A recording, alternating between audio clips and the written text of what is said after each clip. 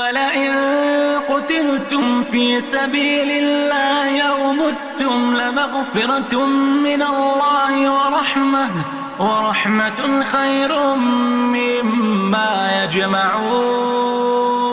ولئن متم أو قتلتم لإلى الله تحشرون.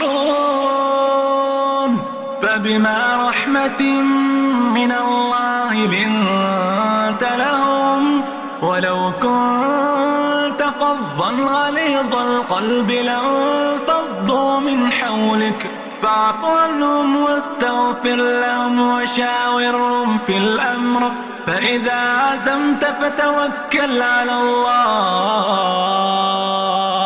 إن الله يحب المتوكلين. إن ينصركم الله فلا غالب